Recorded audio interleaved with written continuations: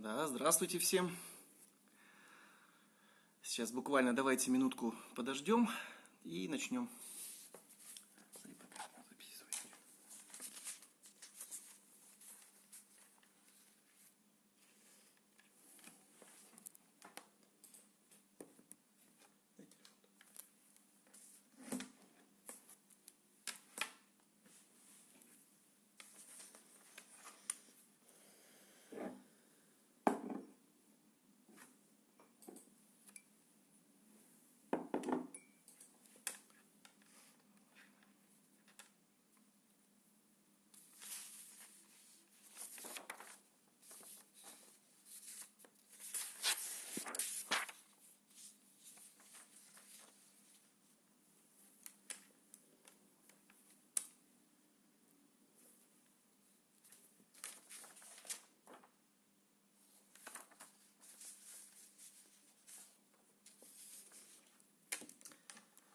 Итак, друзья, всем доброго вечера, кто у нас на Дальнем Востоке, и доброго дня, кто у нас находится на западе нашей любимой большой страны.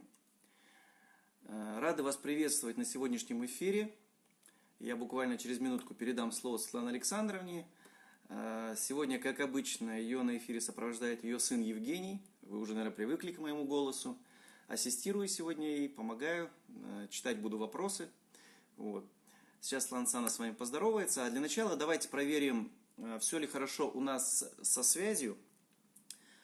Пожалуйста, напишите от 1 до 10 цифру в комментариях. Единичка, если связь совсем плохая. Десятка, если все хорошо слышно и все нормально. Давайте, пожалуйста. И сразу напишите, с каких вы городов. Интересно посмотреть, кто у нас сегодня будет на эфире. Какие это города. Если другие страны, то тоже пишите страны. Итак, от вас цифра по качеству связи и город, откуда вы сегодня у нас пришли, наши участники эфира. Десятка пошла. Псков.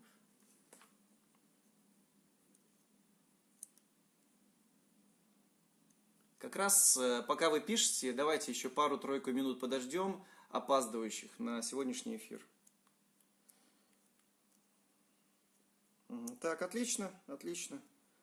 Тамбов, Псков, Благовещенск, Южно-Сахалинск, Казахстан, Каменогорск, Биробиджан. Еще кто откуда?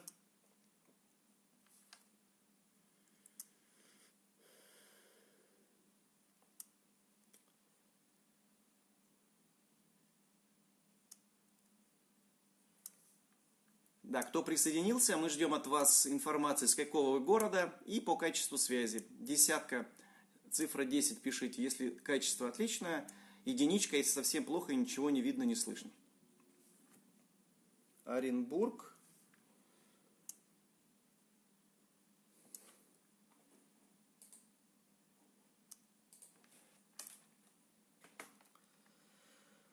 Так, Баштанка. Ну что ж, хорошо. Тогда я передаю слово Светлане Александровне.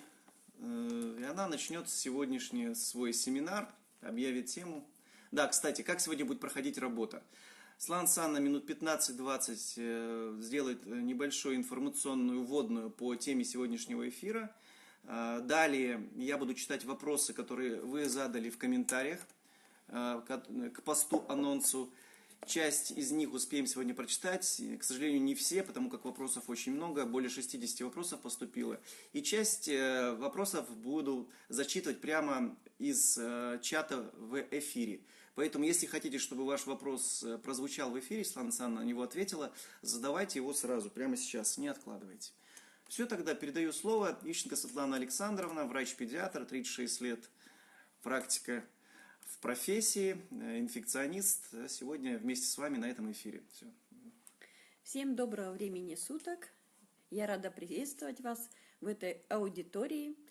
И судя по тому, какие вы предлагали темы для разбора, мы ознакомились с ними, и чаще всего повторяется такая тема. Это детский кашель, что с ним делать, и затрагивается вопрос о применении противовирусных препаратов. Итак, давайте остановимся. Вот кашель это не заболевание, это симптом, который сопровождает многие заболевания. Причем встречается кашель? Это респираторные заболевания, респираторные вирусные заболевания, это грипп, это фарингит, это бронхит.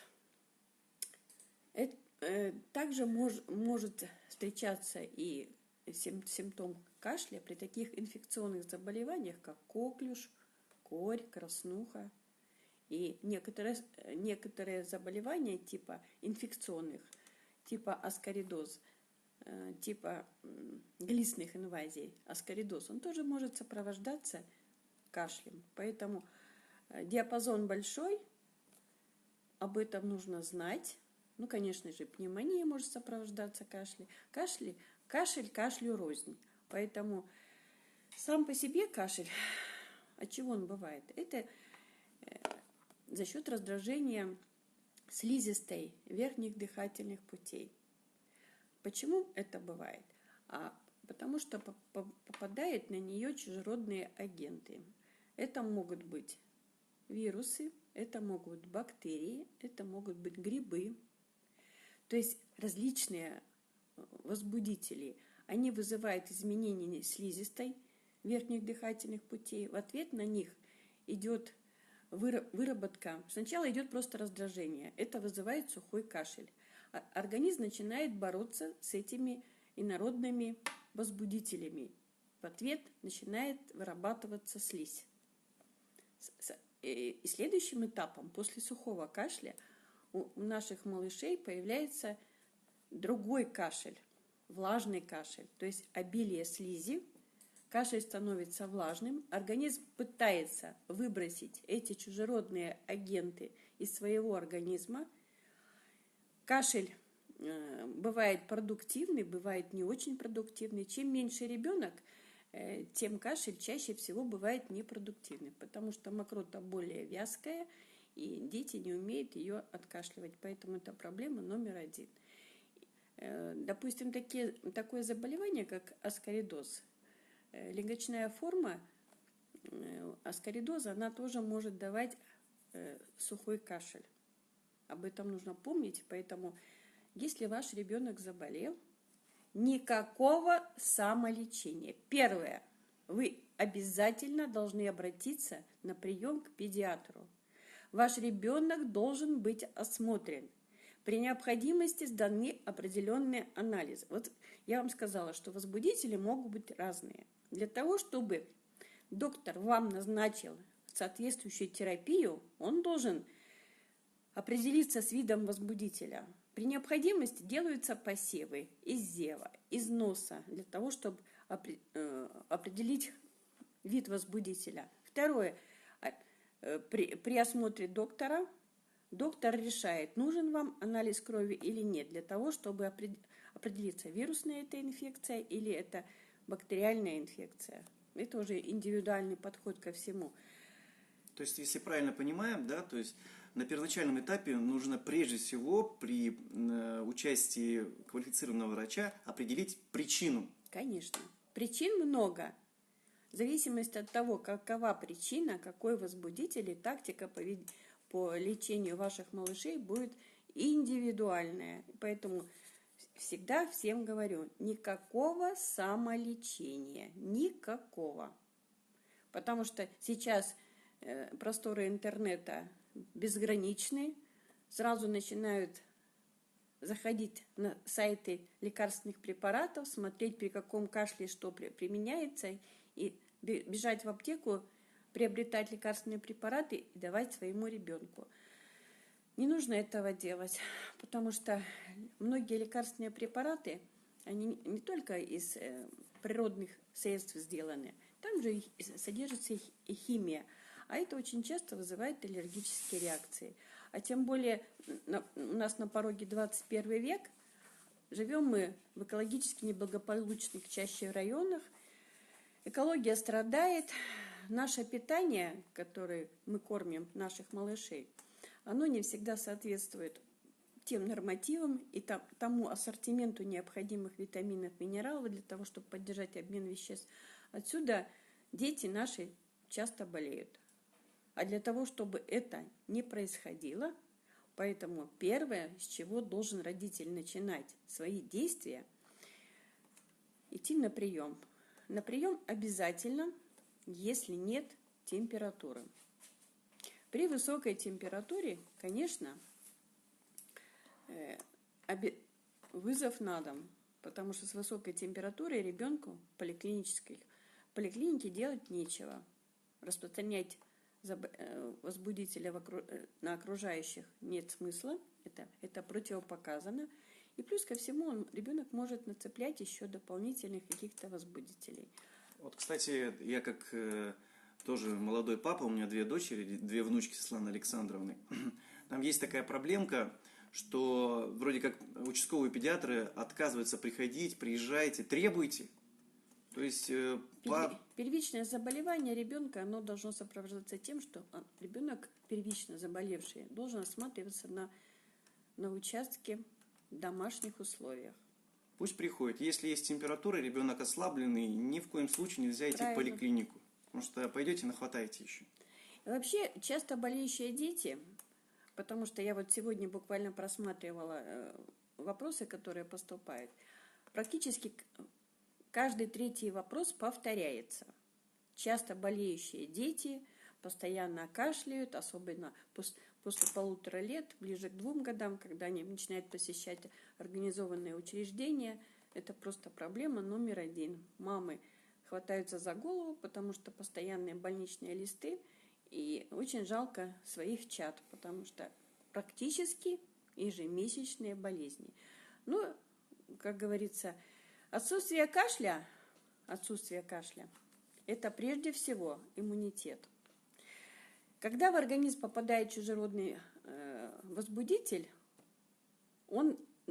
организм должен ответить на это внедрение чужеродного возбудителя. Во-первых, хорошо, если мама кормила ребенка грудью, то есть хотя бы первые полгода.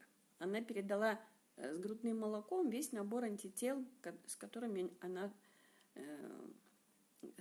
к возбудителям, с которыми она встречалась. И на первые полгода ребенок практически защищен от различных заболеваний. А уже потом, как говорится, вы должны следить за своим малышом, правильно его кормить, питать, правильно за ним ухаживать для того, чтобы поддержать его обмен веществ, для того, чтобы поддержать иммунитет и не допустить частых заболеваний. Это все в ваших руках. Потому что ежедневная забота о своем ребенке, она поможет поддержать его здоровье. Причем я хочу добавить, это не просто слова, вот, что делайте хорошо и все будет хорошо. Это, за этими словами Светланы Александровны, это конкретные подразумеваются действия. То есть, наверняка многие из вас читали цикл ее постов по поводу детского иммунитета. То есть это конкретные шаги, это конкретные ежедневные действия, это исключение конкретных негативных факторов. И она так скромничает, но по сути это дело, иммунитет, про который она говорит, это же основа, как правильно? То есть, конечно. По хвостам,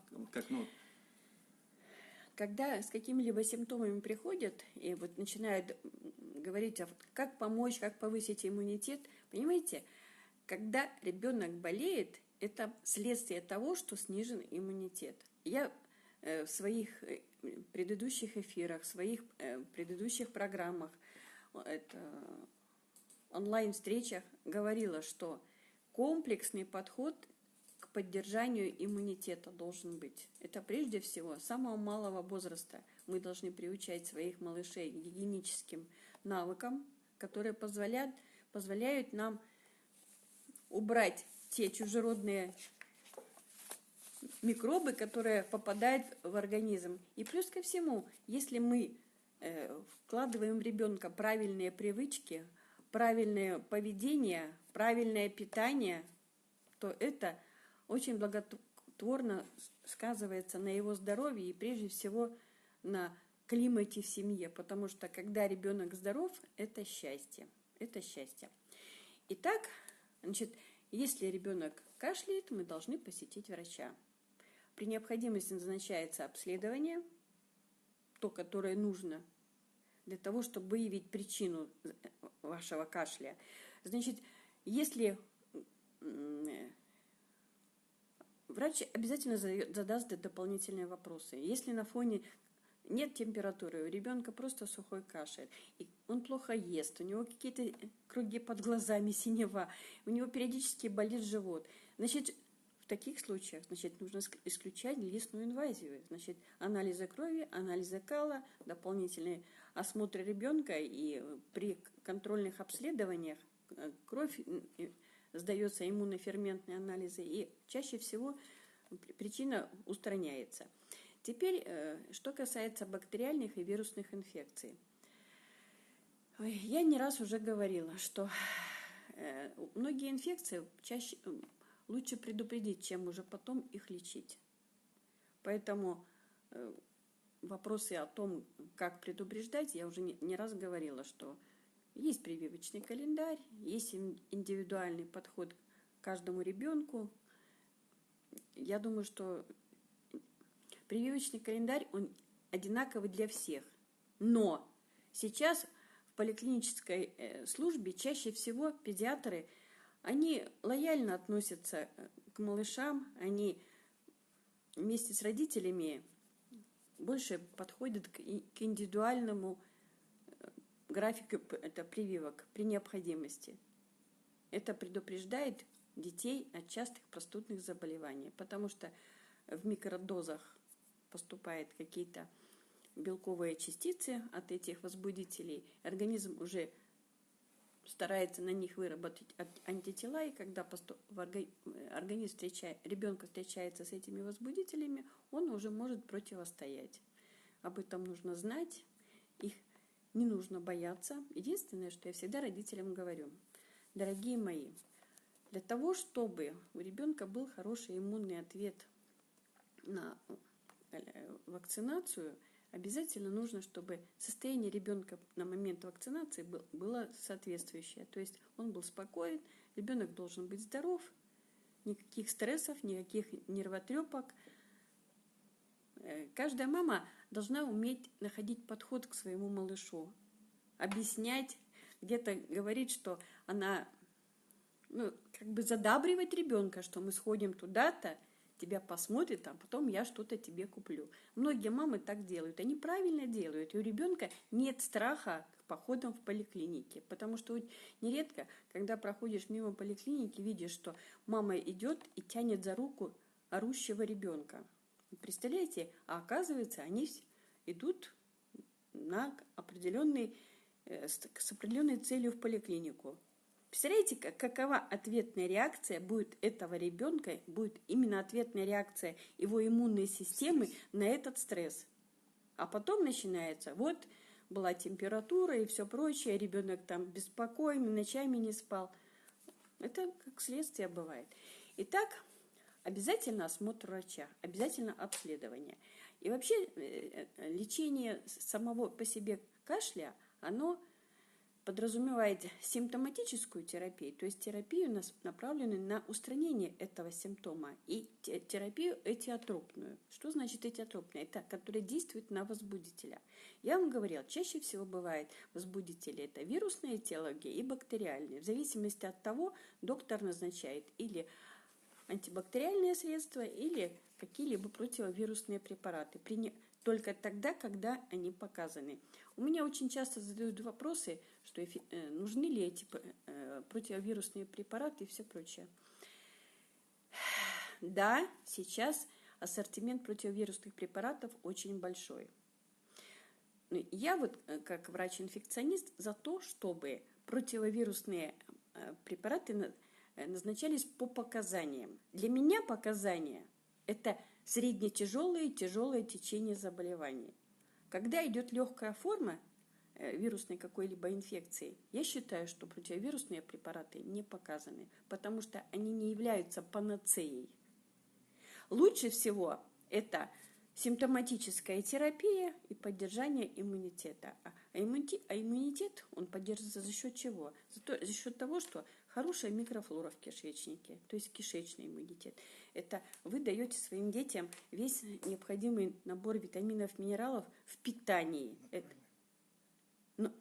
Понимаете, в питании. Что значит это? Это ваше питание ребенка повседневное и плюс натуральные комплексы, благодаря которым он получает весь набор необходимых катализаторов биохимических процессов. Вот тогда все будет идеально. Ну и плюс, конечно, любовь и забота в семье вашего чада. То есть вот все это в комплексе, оно дает обычно хорошие результаты. Светлана Александровна, вот сегодня приводила пример, звонила женщина, да, говорила, что вот, с какого города? Белогорск. Это город в Амурской области, Белогорск. В чем там была ситуация?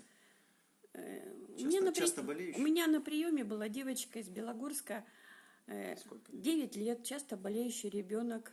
Хотя в этом возрасте ребенок не должен часто болеть. А она часто болеющий ребенок. Мы с ней пообщались, выяснили все нюансы, почему такое происходит. И всего лишь навсего составлена программа по качественному питанию ребенка. Прошло уже 2,5 месяца. Звонят счастливые. Мы перестали болеть. Мы выполняем все рекомендации ваши. То есть это простые навыки ежедневные. И плюс, что зависит от родителей, это правильно питать ребенка. Обмен веществ поддерживается, иммунная система получает все, что ей необходимо. Ребенок здоров. Приятно видеть, глазки светятся. Хорошо. Тогда что-то еще по основной теме есть? Так, очень часто задают вопросы, значит, типа кашли аллергические, не аллергические. Запомните, для того, чтобы не гадать на кофейной гуще, аллергический кашель или не аллергический, первое, что вы должны сделать, на прием к педиатру. Ваш участковый педиатр разберется с вами, направит к необходимым специалистам, даст необходимые направления на обследование. А уже при необходимости вы пойдете к тому узкому специалисту, который уже поставит все точки над и поможет вашему ребенку быть здоровым. То есть в данном случае к аллергологу, да? Ну, это при необходимости, да, к аллергологу. И вообще организм человека, что взрослого, что ребенка, это саморегулирующая система. Саморегулирующая. Если организм из окружающей среды получил много чужеродного чего-то, это касается и питания, это всякие различные пищевые добавки, которые входят в любой продукт, который вы сами употребляете, который вы даете своему ребенку, то организм получает очень много шлаков с этим. И в результате периодически он начинает вот эти шлаки выбрасывать. Каким образом? Чаще всего это происходит через лимфатическую систему. А лимфатическая система выброс делает через слизистые. Это прежде всего слизистая кишечника, она очень длинная, как говорится. Это всякие сбои происходят. Потом слизистые верхних дыхательных путей. Отсюда вот все проблемы с нашими кашлями, все прочее. То мокрота начинается, то кашель какой-то, то ребенок вроде нигде не простывал, а у него идет ринорея, то есть именно выделение из слизистой носа. То есть это говорит о том, что организм выбрасывает шлаки.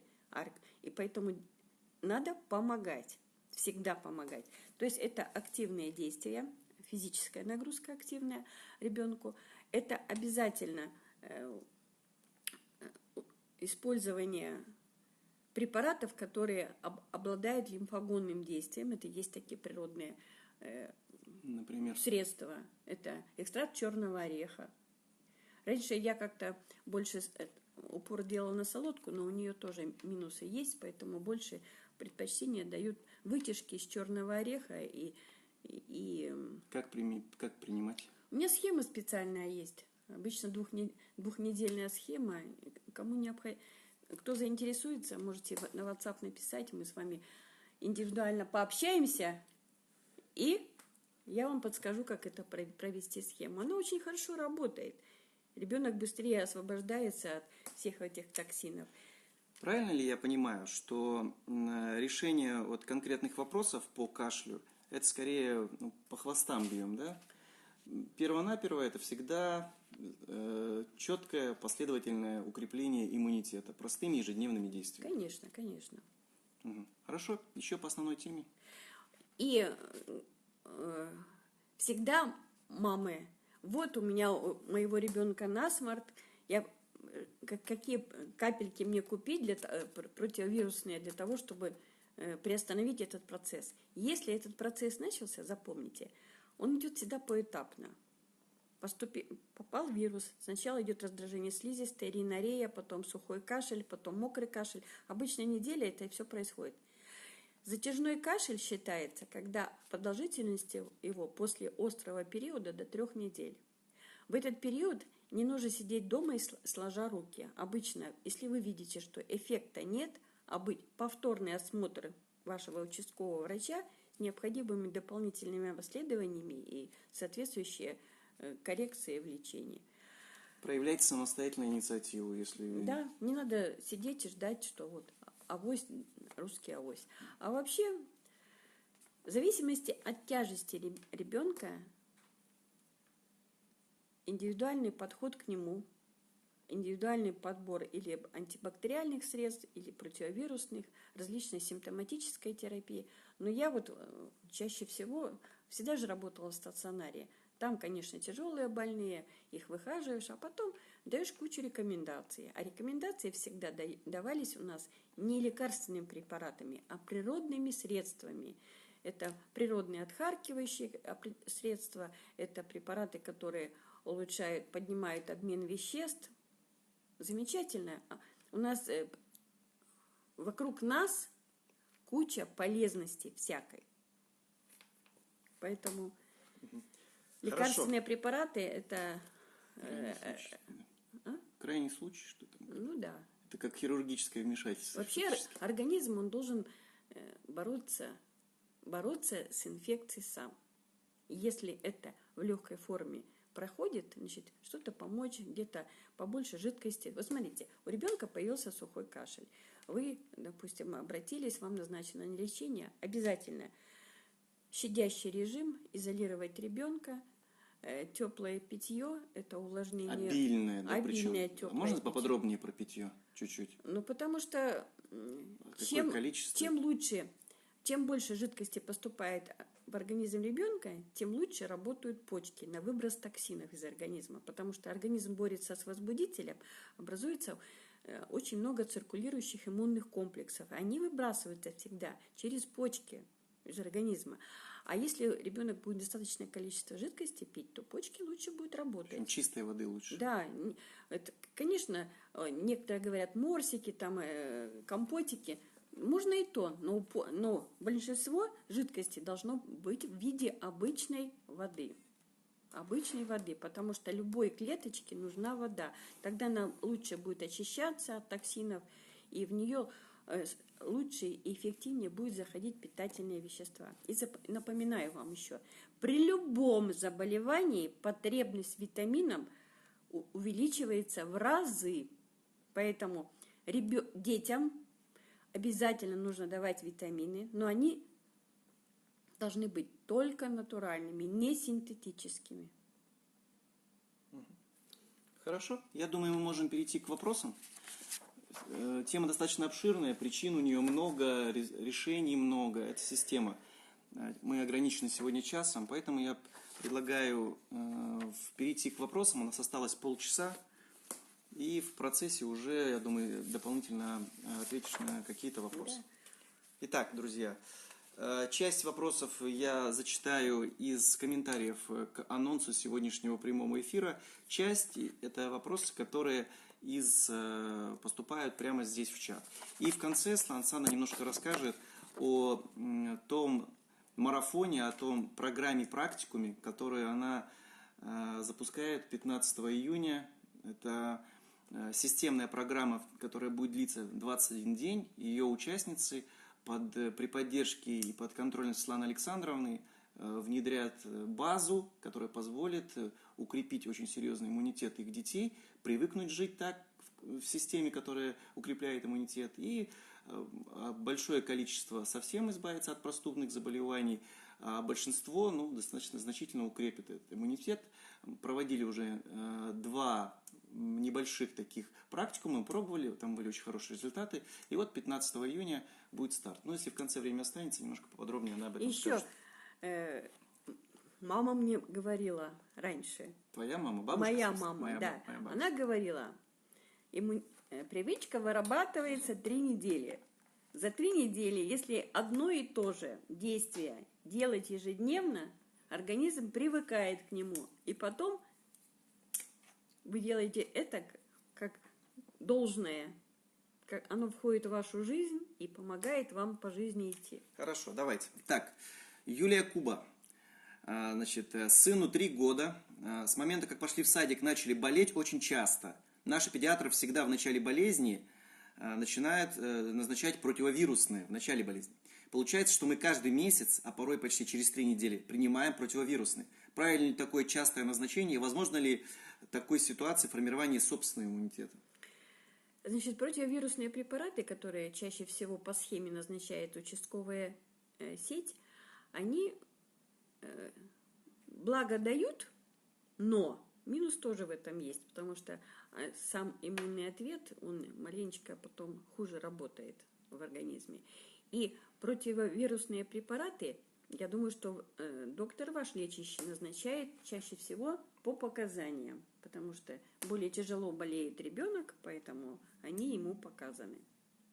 А вот частое такое назначение, это же в любом случае не на пользу идет. Тут, раз в 3 недели подряд несколько месяцев. Да, тут уже маленечко сбой будет идти, и потом иммунный ответ. Конечно, там препараты интерфероны, наверное, назначаются, потому что когда попадает возбудитель в организм, вирус, то ответная реакция организма – выработка интерферона. А когда мы даем препараты интерферона, то есть получается как бы добавочка какая-то, и организм сам меньше их вырабатывает. Потом, такой костыль? Чуть-чуть как костыль. Но запомните, когда ребенок болеет тяжело, то противовирусные препараты показаны, потому что сам организм не может побороть этого возбудителя. Поэтому ваш участковый врач вас смотрит, выносит вердикт, если видит показания, то он назначает. Продолжает Юлия. И в последнее время нам всегда ставят бронхит каждый месяц. Из-за чего так может часто возникать именно бронхит? Является ли это то, что не долечили в прошлый раз? Значит, смотрите. Обычно бронхит, он чаще вызывается флорой бактериальной. То есть сначала идет вирусная инфекция, а вирусная инфекция, она прокладывает дорогу бактериям. У нас в организме, у любого человека всегда есть патогенная флора.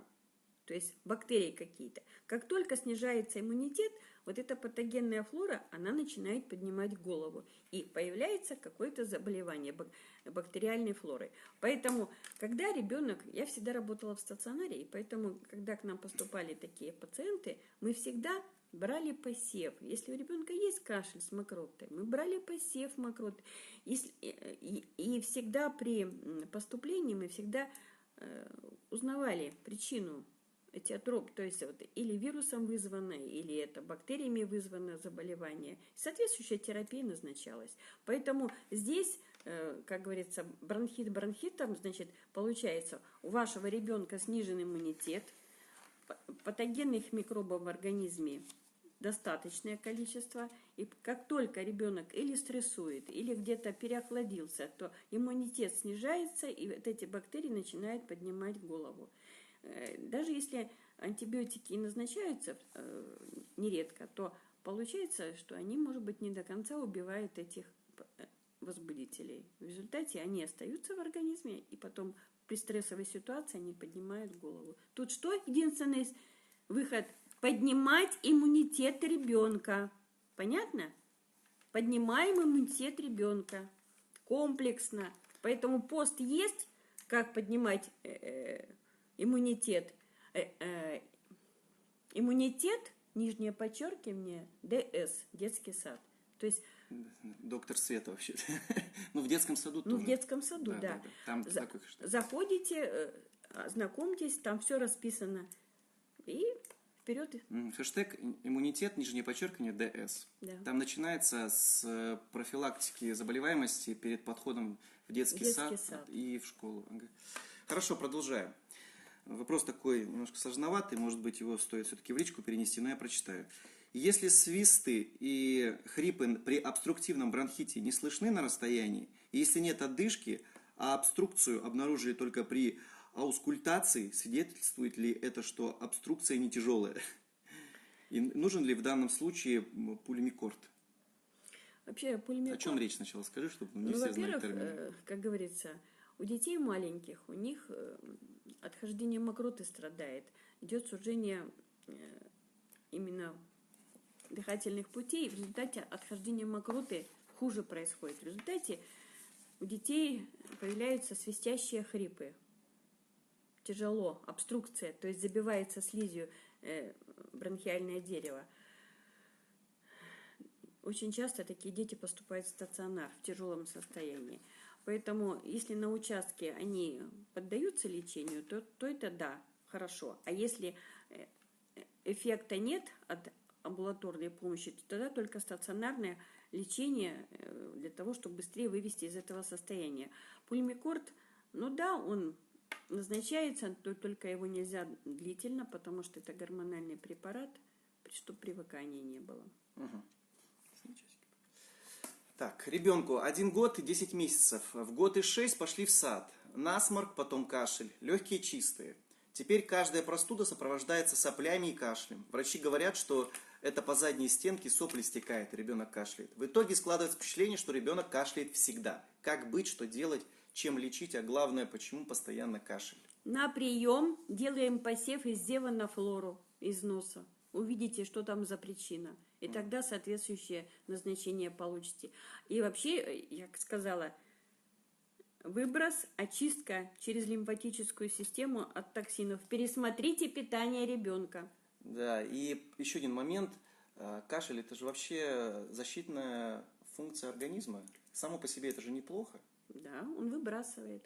Пытается выбросить то, что вы своему ребенку с питанием... Либо бактерии, да. вирусы. Да, понятно. Хорошо. Так.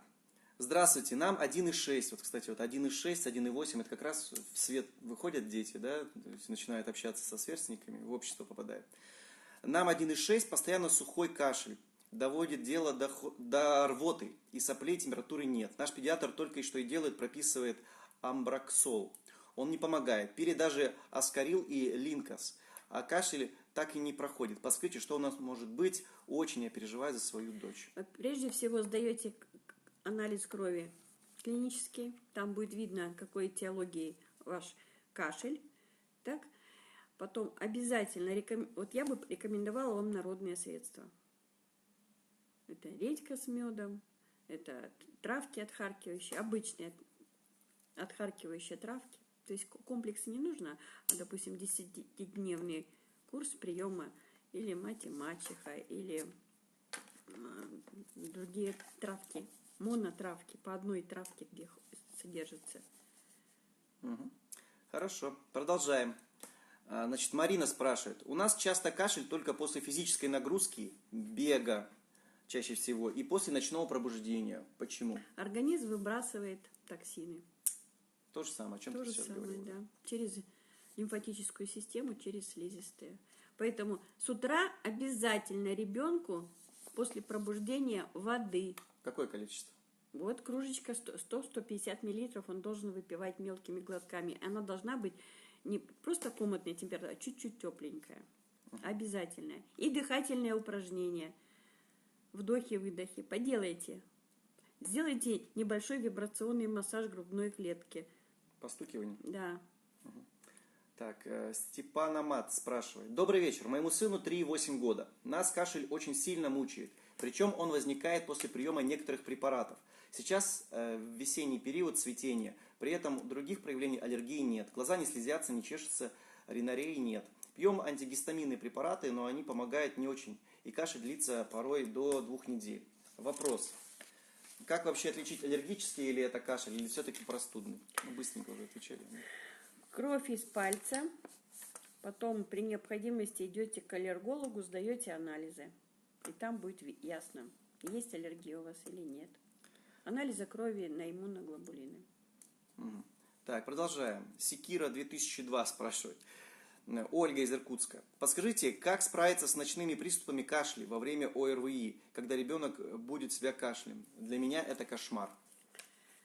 Ну, во-первых, выполняйте назначения, которые вам доктор порекомендовал. Обязательно увлажненный воздух в помещении, обязательно теплое питье, лучше всего в таких случаях ингаляции с боржоми делать. Если нет температуры, обязательно перед сном ножные ванны горячие. Здравствуйте, ребенку 2 года, сухой кашель, ночью усиливается, назначили ингаляции с беродуалом. Прочитав побочные действия, как-то стало страшно. Как вы относитесь к ингаляциям с беродуалом? Ну, можно на ночь сделать. Ингаляция обычно на 6 часов дает эффект. Альтернативы есть какие-то менее опасные? С боржоми можно ингаляцию с минеральной водой сделать. Угу. Можно обычная трава отхаркивающая. Какая?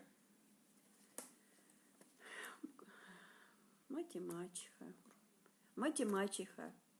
Можно из обычных таблеток от кашля их растолочь, водичкой горяченькой залить и ингаляции с ними сделать. Тоже хороший эффект дает. Теплое питье обязательно. Давайте еще один вопрос с комментариев и перейдем к вопросам из чата. Дочке 3 месяца, мокрый кашель. Каждый день каплю в рот полифитовое масло и обрабатываю. Лекарствами не лечу. 3 месяца ребенку, пока маленькая. Что посоветуете? Ну, у таких маленьких детей, в принципе, кашель это считается допустимым, потому что в организме скапливается слизь, и дети не умеют ее отхаркивать, поэтому, когда вы утром просыпаетесь, делайте вот такие процедуры. Ребенка кладете себе на коленочки, головой вниз, на животик, и делайте постукивающее движение по спинке, легкие постукивающие. То есть голова вниз и плюс вибрационные постукивающие движения по спиночке дают возможность слизи, которая там образуется, легче выходить. Хорошо, у нас осталось 15 минут, мы переходим к вопросам из чата. Екатерина К08 спрашивает, в каких случаях нельзя назначать средства, разжижающие мокроту? Ну, во-первых, сначала, вот если сухой кашель, назначаются средства, разжижающие мокроту. То есть, вот, чтобы переходить. А когда уже влажный, обильный кашель, тогда уже симптоматическая терапия, это дыхательная гимнастика, это горячие ножные ванны, это ингаляции щелочные, и все проходит. Но нужно время. Хорошо. Наталья спрашивает, чем часто назначают пульмикорд? А что делать, если он не подходит? Что можно принимать, чем заменить? Вот такие серьезные препараты я вот здесь не буду говорить во всеуслышание, чем заменять и все прочее. То есть доктор смотрит по состоянию, чем можно заменить и что в данный момент в наличии в аптеке есть, какой ассортимент. Потому что не видя больного. Да, не видя больного, я что-то советовать не буду. Угу. Ирина Тимохина спрашивает, можно ли детям до 1 года давать сиропы от кашля? Можно. Опять же, какие, да? Да, в зависимости. Желательно, чтобы они были травяные. Не на спирту. Да. Травяные и не на спирту. Так, смотрим дальше. Так, Виктория спрашивает, как быть, если врачи у нас направо и налево чуть ли не сразу антибиотики назначают, и никаких анализов не рекомендуют сдавать? Девочки, давайте с вами договоримся насчет того, что если температура более 3 дней и не падает, и вы только на фоне на третий-четвертый день обращаетесь в поликлинику, то есть такая схема у педиатрической службы, что если температура более 3 дней не снижается, и вы пытались ее снижать домашними средствами, то это сигнал о том, что на фоне вирусной инфекции уже присоединилась бактериальная инфекция. И тогда уже показаны антибиотики. Тут уже врач будет оценивать состояние ребенка и все симптомы, которые есть. Здесь, наверное, больше спрашивают, что никакие анализы не сдавались и сразу назначают антибиотики. Ну, тут чаще всего это должен быть анализ крови клинический, чтобы... Значит, альтернативу пусть ищут какие-то других врачей. Убедиться, что это бактериальная инфекция. Вот типичный вопрос. А какие лекарства дать моему мальчику, чтобы у него отхаркивающий кашель начался? Опять же, воспринимают кашель как заболевание, как проблему. А вообще речь не идет о причинах. Да. Еще Поэтому раз, наверное, стоит обратить на это внимание. Обращаем внимание. Сначала причину выясняем, а потом только начинаем применять лекарственные средства. Договорились? Хорошо, давайте двигаемся дальше. Так. Сыну 4 года, затяжное ОРЗ, вылечили ингаляциями и амбробены. После выписки через день ларинготрахеид. Да. Сейчас лечим в больнице цифазолин, амбробены, ингаляции, биродуал. Остался влажный кашель. Как справляться с этой ситуацией? Вот сейчас, после окончания тиотропной терапии, это антибиотики и плюс симптоматическая терапия, обязательно нужно будет поддержать иммунитет кишечника. То есть пробиотики обязательно 2-недельным курсом и плюс отвлекающие процедуры. То есть это и вибрационный массаж грудной клетки, и ингаляции делать, и все потихонечку организм освободится от этой слизи. Но и плюс, конечно, витамины давать, потому что обмену веществ нужна подпитка, иначе сил не хватает. Далее. При сдаче анализа крови результаты нормальные, но сделав рентген, говорят обструктивный бронхит. Возможно ли такое? Да, возможно, потому что основа начала вот этого всего процесса была, скорее всего, вирусной этиологии. Организм не отвечает подъемом лейкоцитов, а клиническая картина это и плюс рентгенологические данные говорят о том, что там идет обструкция. Поэтому соответствующую терапию необходимо проводить по назначению врача. Как не допустить частных заболеваний, если ребенок ходит в садик? Как обезопасить ребенка? Ну, наверное, здесь стоит еще раз. Значит так, гигиенические навыки, мытье рук, пришли с детского сада, горло пополоскали, нос промыли. Обязательно питание сбалансированное, то есть кроме обычного питания, плюс витамины. Ну и плюс ко всему обязательно даем пищу, необходимую для подкормки нормальной флоры в кишечнике. Это фрукты, овощи, клетчатка. Это система. Это система, да. Так, Олеся спрашивает. Здравствуйте, мы первый раз пошли в сад. Раньше почти вообще не болели, но побыв неделю, начались сопельки. Что делать? Ну, вопросы повторяются уже, по сути дела. Девочки, ну сразу, сопельки, это что? Организм зацепил микробы. Значит, с детского сада пришли, горло пополоскали. Если ребенок маленький, значит, аэрозолем пользуемся, из типа пульверизатора. Горлышко орошаем. И плюс ко всему нос обязательно орошаем. Смываем то, что ребенок нацеплял. И вообще, если вы только пошли в детский сад, то обязательно 2-недельный курс пробиотиков. Обязательно. Это обеспечивает хорошую поддержку иммунитета. Следующий вопрос. Светлана спрашивает. Правда ли, что при кашле нельзя цитрусовые? Почему нельзя? Можно. Если у ребенка аллергическая настроенность была, то, конечно, нельзя. А так, как раз в цитрусовых там много витамина С. А когда ребенок болеет простудными заболеваниями, потребность в витамине С возрастает. Это индивидуальный подход должен быть. Да, здесь сомневаются наши зрители в местных педиатрах.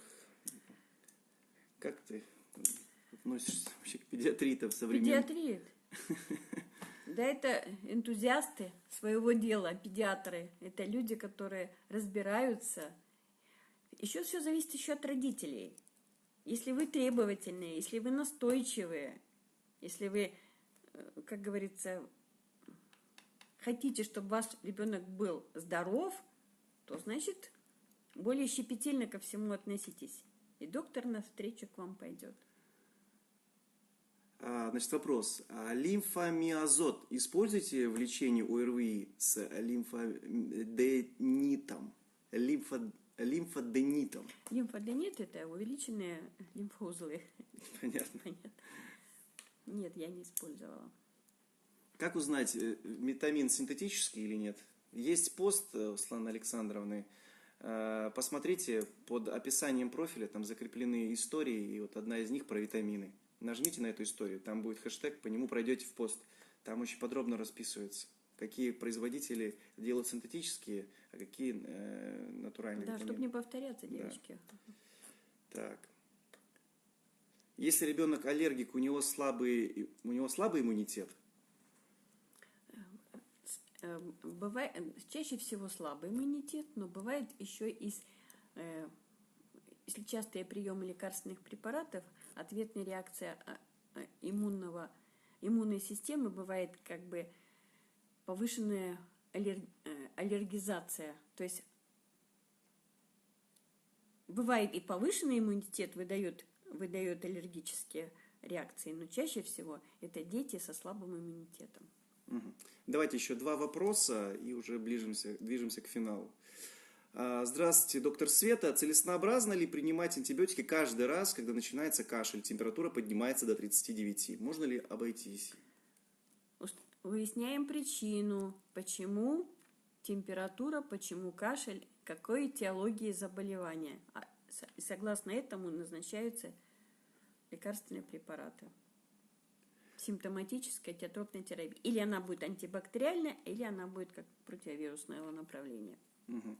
Здравствуйте, у нас кашель не проходит 2,5 месяца. Лезут зубы, присоединяется инфекция постоянно. Врач говорит, кашель связан именно с прорезыванием зубов. Такое возможно? У малышей до года, у них в период прорезания зубов всегда снижается иммунитет.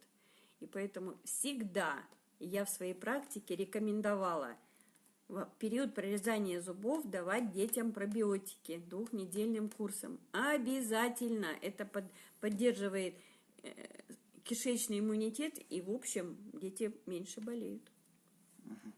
Так, давайте еще один вопрос. Так. А если мама кормит грудью, она принимает витамины? Вопрос к ней. Да, то есть, скажи, что, собственно, маму-то тоже питать надо. В основном-то мы разговаривают, спрашивают у тебя про детей, а про маму вообще если никто не ребенок спрашивает. на грудном вскармливании и еще полгода или чуть больше, он часто начинает болеть, это говорит о том, что уже во второй половине полугодия, то есть после 6 месяцев уже иммунитет уже снижается, и мама кормит грудью, и ребенок не получает в грудном молоке всего необходимого. Значит, маме нужно пить витамины. Она и себя защитит, и ребенка подпитает. Тем более мама очень много отдает из своего организма на ребенка там тоже. У меня жена пьет витамины. У нас все дети пьют витамины. Светлана Александровна, все внуки пьют витамины. И практически не болеют. Детки в садике, в школе в легкой форме. Там, может быть, у дочери 4,5, может быть, пару раз какие-то были такие запоминающиеся вирусные. А так, посоплеет и, собственно, все. Ходят, там, 30 детей в группе, ходят в 10 постоянно, остальные болеют. Давайте, финальный вопрос. Светлана Александровна расскажет про марафон, который планируется 15 числа. Так, ребенку 4, высокий иммуноглобулин. Возможно ли развитие астмы? У нас постоянно сопли и кашель. Нет. Развитие астмы – это дети, знаете, как я хочу сказать, что эти дети пограничные. Поэтому, если иммуноглобулины высокие, вы должны скрупулезно относиться к состоянию микрофлоры кишечника и поддерживать его иммунитет. Может все обойтись. Хорошо, друзья. Давайте договоримся следующим образом.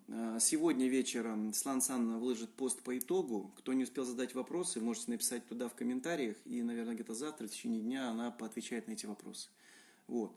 Я небольшое тогда сделаю объявление.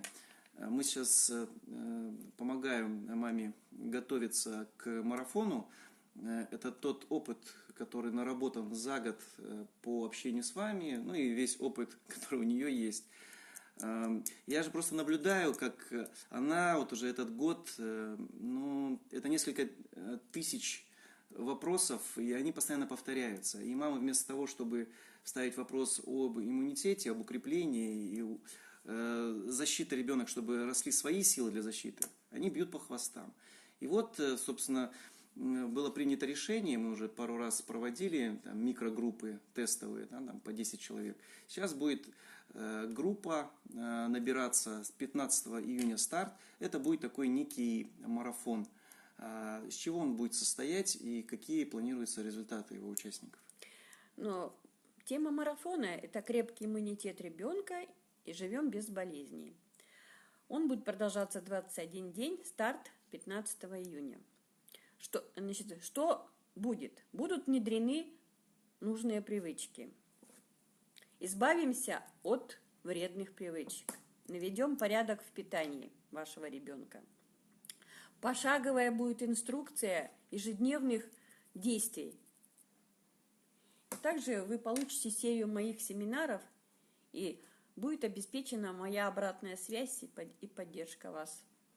Правильно ли понимаю, что фактически 21 день участники этого марафона будут постоянно на связи, Да. Будет отдельный аккаунт, где всем участникам на каждый день будут даваться задания с инструкциями, с необходимой информацией, будут дневники, которые они будут заполнять. То есть наша задача за эти 3 недели заложить основу ежедневных действий, которые и ляжет, ну, такая база будет укреплению иммунитета. Да, совершенно правильно. Фактически, как твои внуки сейчас живут, как те, кто у тебя консультировался и постоянно на поддержке находится. Вот будет такая группа. В конкретных условиях, по-моему, чуть позже будет информация, там где-то на числа 6 будет информация. Настоятельно рекомендую мамам обратить на это дело внимание и перестать уже бить по хвостам, тратить огромные деньги на лекарства, на время. Да просто пожалейте своих детей. Пусть они здоровые растут и ходят, и учатся, и вам будет спокойнее и счастливой семьи будет.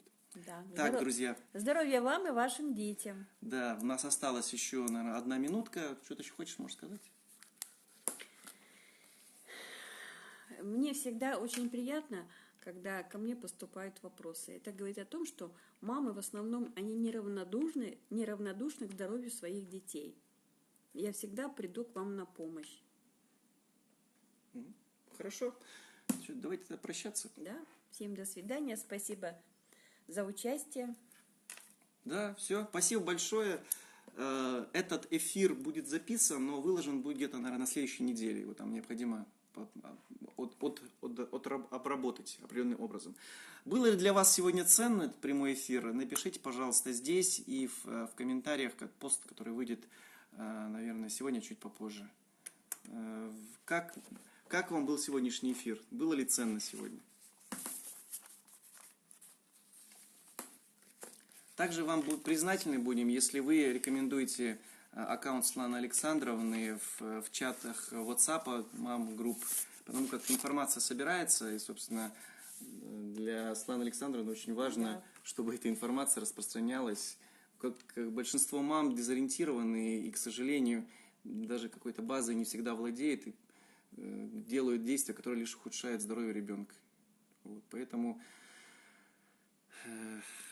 далее работаем. Все, спасибо большое. Все, давайте, на связи.